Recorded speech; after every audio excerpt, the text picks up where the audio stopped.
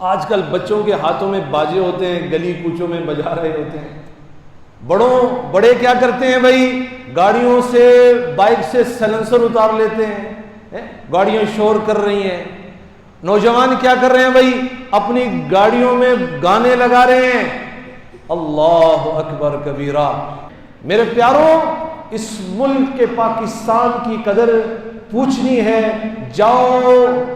جاؤ کشمیر کے اندر بسنے والے مسلمانوں سے پوچھو، جنہیں ہم اپنی شارک کہتے ہیں، کہ وہ شب و روز کس مصیبت میں اور پریشانی میں گزار رہے ہیں۔ احییکم جیسا کہ آپ کے علم میں ہے کہ یہ اگست کا مہینہ ہے، اور اس مہینے کی 14 تاریخ کو پورے ملک میں بڑی خوشی کے ساتھ منایا جاتا ہے، اور وہ 14 تاریخ دراصل تسلسل ہے 14 اگست 1947 کا، جس دن اللہ نے یہ ملک پاکستان ہماری جھولی میں ڈالا تھا۔ اور میں آپ کو بتاؤں کہ بعض لوگ کہتے ہیں کہ یہ اتفاق ہے، یہ اتفاق ہے۔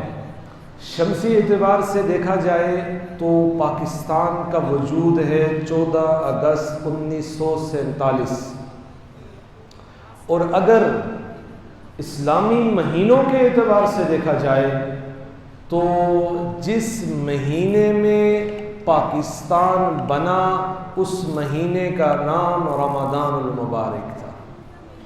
اور پھر صرف رمضان میں نہیں، رمضان کے مہینے کی 3 اشروں میں سے آخری اشرے میں، اور صرف آخری اشرے میں نہیں، آخری اشرے کی طاق رات 27ویں کی رات کو یہ پاکستان معرکہ وجود میں آیا۔ تو میرے پیاروں، میرے دوستوں، میرے عزیزوں، یہ صرف اتفاق نہیں ہے، یہ اللہ کی طرف سے ایک تقسیم کار ہے۔ اس کائنات میں 2 ملک ایسے ہیں جو اسلام کے نام پہ بنے، ایک مدینہ المنورہ اور دوسرا میرا آپ کا ملک پاکستان، وہ اسلام کے نام پہ بنے۔ تو میں پیاروں، میں یہ کہہ رہا تھا کہ یہ ملک بڑی نعمت ہے، بہت بڑی نعمت ہے، بہت بڑا اللہ کا احسان ہے، اور اللہ فرماتے ہیں لَإِن شَكَرْتُمْ لَأَزِيدَنَّكُمْ، اگر تم میری نعمتوں کا اسی طرح شکر ادا کرتے رہو گے، میں نعمتوں میں فراوانی جاری کر دوں گا۔ آج اگر یہ پاکستان کے اندر کمزوریاں نظر آ رہی ہیں تو مسئلہ کیا ہے کہ ہم نے اس کی قدر کو نہیں پہچانا، ہم نے اس کو جانا نہیں، یہ ہے کیا، یہ کتنا قیمتی دیس ملک اللہ نے مجھے آپ کو عطا کر دیا ہے۔ پیاروں، اگر اس کی قدر معلوم کرنی ہے، جا کے برما کے مسلمانوں سے پوچھو جہاں پہ انہیں جلایا جاتا تھا۔ اس ملک کی قدر پوچھنی ہے تو جاؤ ان لوگوں سے پوچھو جو ہندوستان کے اندر رہتے ہیں اور مذہبی آزادی سے محروم ہیں۔ میرے پیاروں، اس ملک کے پاکستان کی قدر پوچھنی ہے، جاؤ کشمیر کے اندر بسنے والے مسلمانوں سے پوچھو، جنہیں ہم اپنی شارک کہتے ہیں، کہ وہ شب و روز کس مصیبت میں اور پریشانی میں گزار رہے ہیں۔ تو میرے پیاروں، یہ ملک بہت بڑی نعمت ہے، لیکن انسان کے اندر بعض اوقات یہ چیز ہوتی ہے، اسے نعمت کا احساس نہیں ہوتا، اسے نعمت کی قدردانی اس کے اندر نہیں ہوتی۔ جیسے نا میں اکثر مثال دیتا ہوں کہ جب یہ کرونا آیا، یہ قریب کے دور کی مثال ہے، تو اس سے پہلے ملک کے حالات یہ تھے کہ ہر کوئی رو رہا تھا، ہر کوئی یہی تانے دے رہا تھا، بھائی بڑی مہنگائی ہو گئی، بڑے حالات خراب ہیں، جی بالکل روزگار چل نہیں پا رہا۔ لیکن آپ کو بھی یاد ہوگا کہ جب کرونا آیا تو وہ جو تھوڑے بہت دکانیں چل رہی تھی، کاروبار چل رہے تھے، وہ بھی بند ہو گئے۔ تو لوگوں نے، بلکہ ہم نے ہی کہنا شروع کر دیا، بھائی اتنا کھول دو جتنا کرونا سے پہلے تھے۔ کیوں؟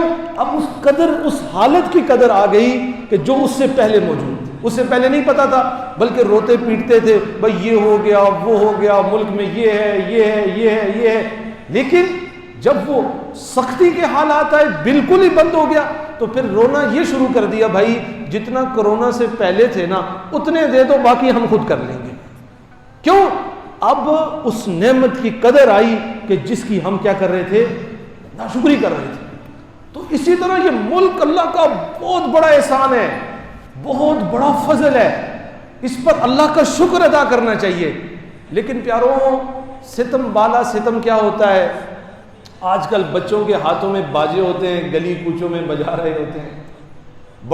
بڑے کیا کرتے ہیں بھائی؟ گاڑیوں سے بائک سے سلنسر اتار لیتے ہیں، گاڑیاں شور کر رہی ہیں. نوجوان کیا کر رہے ہیں بھائی؟ اپنی گاڑیوں میں گانے لگا رہے ہیں. اللہ اکبر کبیرہ. کیا یہ وہ طریقہ تھا کہ ان کی اس قربانی کا صلہ دینے کا، کہ ہم کیا کر رہے ہیں؟ گانے بجا رہے ہیں. بھائی کیا کر رہے ہو جی؟ 14 اگست منا رہے ہیں. پیارے 14 اگست ایسے منانی تھی؟ اللہ کا انعام، اللہ کا احسان کہ آج اگر یہ ملک نہ ہوتا تو گلی کوچوں میں تمہیں مندر ملتے، گلی کوچوں میں تمہیں بت ملتے، گلی کوچوں میں تمہیں ہندو جو مسلمانوں کو قتل کرنے والے تھے وہ ملتے. تمہیں چاہیے تو یہ تھا کہ شکرانے کے نفل پڑھتے اور اس جد و جہد میں لگ جاتے جس جد و جہد کے لیے ملک بنا تھا. اور میں پیاروں آپ کو یہ بھی بتاؤں کہ جب اس ملک کو بنایا گیا نا، اور جس ملک کو بنایا گیا تو یہ آسانی سے نہیں بن گیا کہ گاندھی صاحب کو کہا گیا جی دستخط کرو یہ ہمارا اور وہ تمہارا. میرے پیاروں، بڑی قربانیاں لگی ہیں. 6 لاکھ سے زیادہ لوگوں نے اپنی جانوں کے نذرانے پیش کیے. وہ بچے ہوں، وہ مائیں ہوں، وہ جوان ہوں، وہ ادھیڑ عمر کے لوگوں، ہر ایک نے اس ملک کے اندر اپنے خون سے اس گلشن کی آبیاری کی ہے.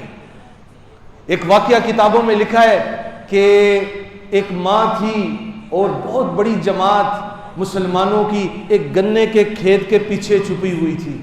کیوں؟ اس طرف سے سکھ آ رہے ہیں.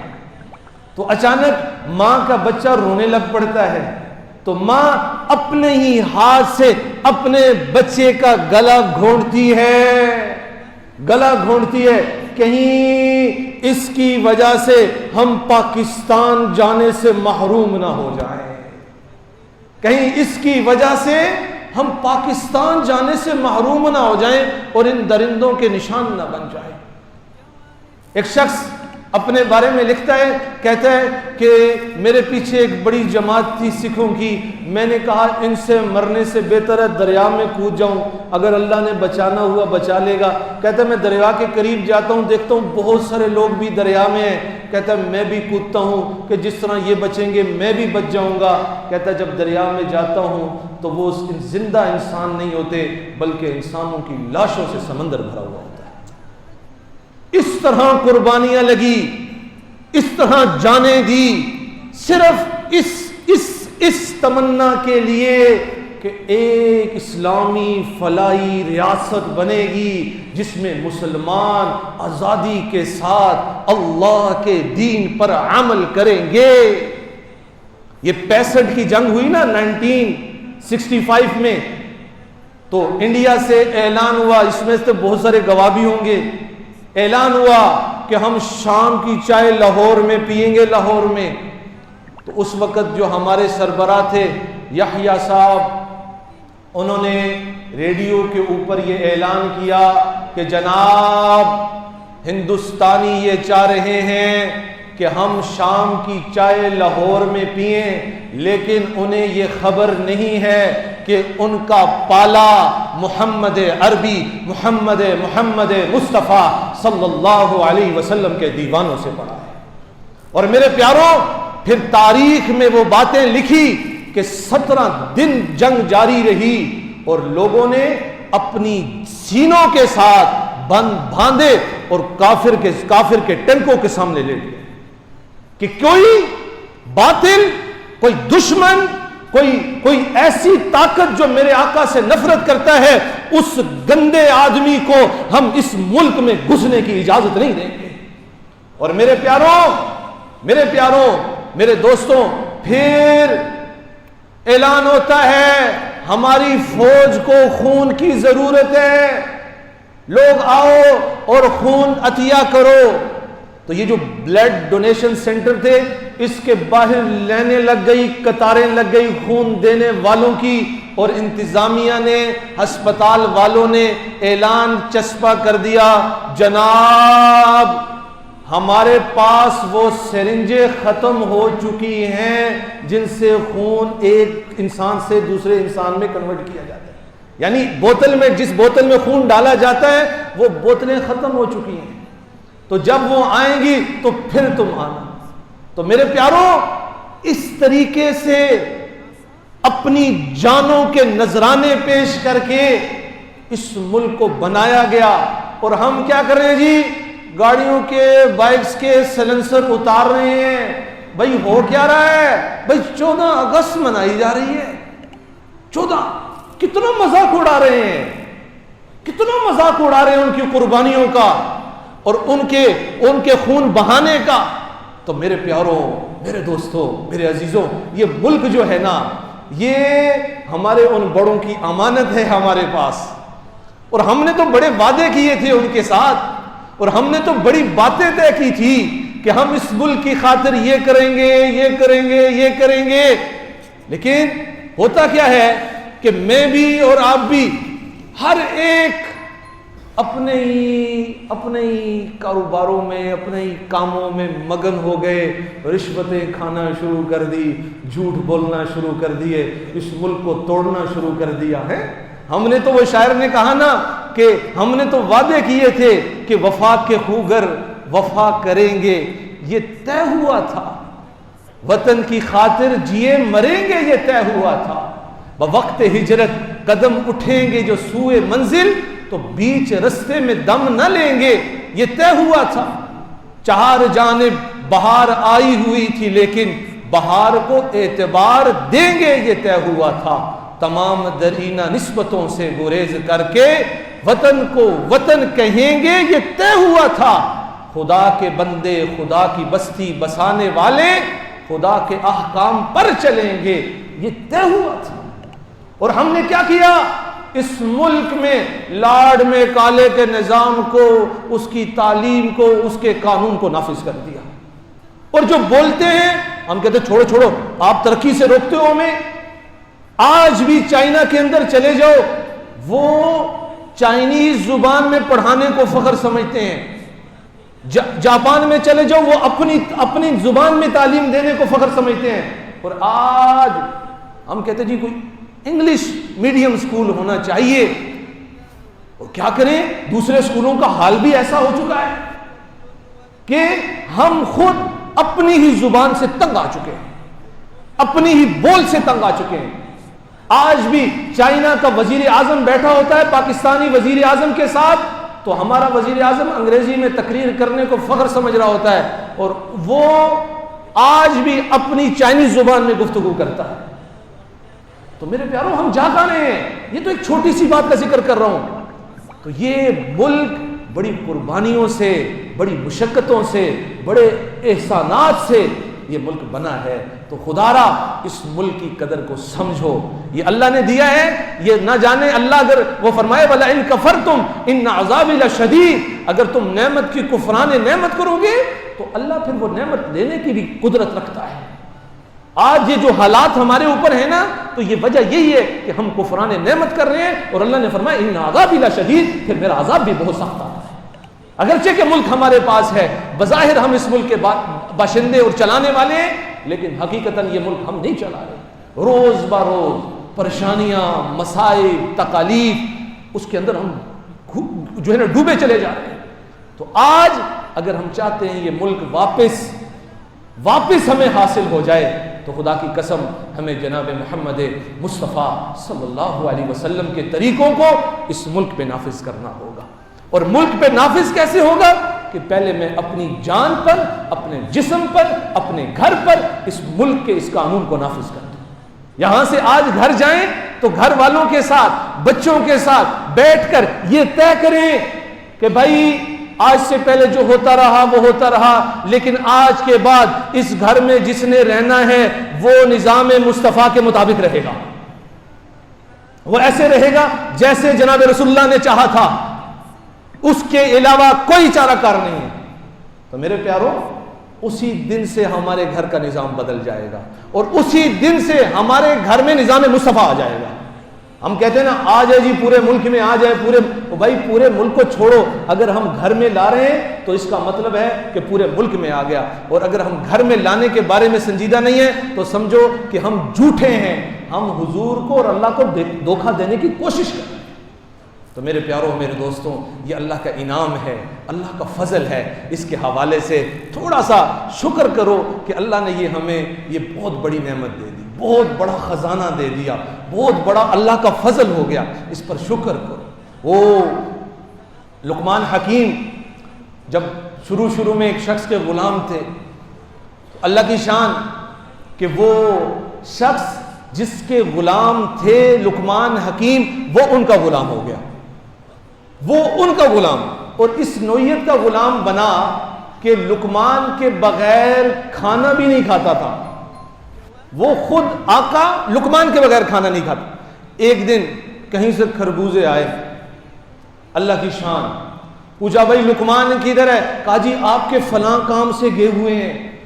اب جی لقمان صاحب کا انتظار ہو رہا ہے، اور شام ہوتی ہے تو لقمان گھر آتا ہے، آقا سامنے بٹھا کر وہ اس کی شاخیں بنا کر لقمان کو کھلا رہا ہے، اور لقمان بھی کھا رہا ہے، آخر میں ایک شاخ رہ جاتی ہے، تو آقا کہتا ہے بھائی یہ مجھے کھانے دے، تو لقمان کہتے ٹھیک ہے آپ کھا لیں۔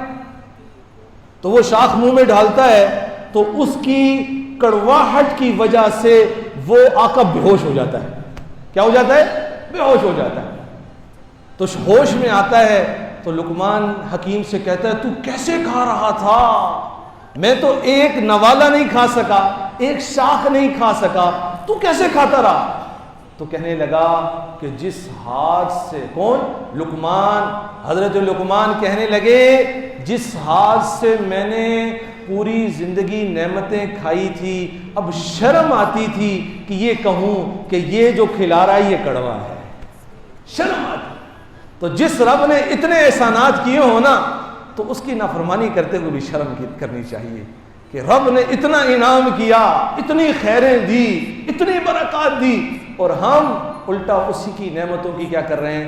توہین کر رہے ہیں۔ تو اللہ سے دعا ہے کہ اللہ ہمیں اس ملک کی قدردانی کی توفیق عطا فرمائے، ہمیں اس ملک کو جس لیے یہ ملک بنا تھا اسی راہوں پہ اس ملک کو چلانے کی توفیق عطا فرمائے۔ وہ شاعر نے کہا نا، خدا کرے کہ میری عرض پاک پہ اترے وہ فصل گل جسے اندیشہ زوال نہ ہو، یہاں جو پھول کھلے وہ کھلتا ہی رہے صدیوں، یہاں خزاں کو بھی گزرنے کی مجال نہ ہو، اور یہاں جو سبزہ اگے وہ ہمیشہ سبز رہے، ایسا سبز کہ جس کی کوئی مثال نہ ہو، ہر ایک فرد ہو تہذیب فن کا اوج کمال، کوئی ملول نہ ہو، کوئی خستہ حال نہ ہو۔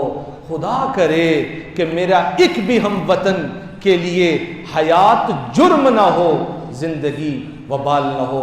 اسی دعا سے اپنی بات کا اختتام کرتا ہوں، اس امید کے ساتھ کہ ہم اس ملک میں اپنے گھروں میں جناب رسول اللہ صلی اللہ علیہ وسلم کے نظام کو نافذ کریں گے۔ وما علینا الا البلاغ۔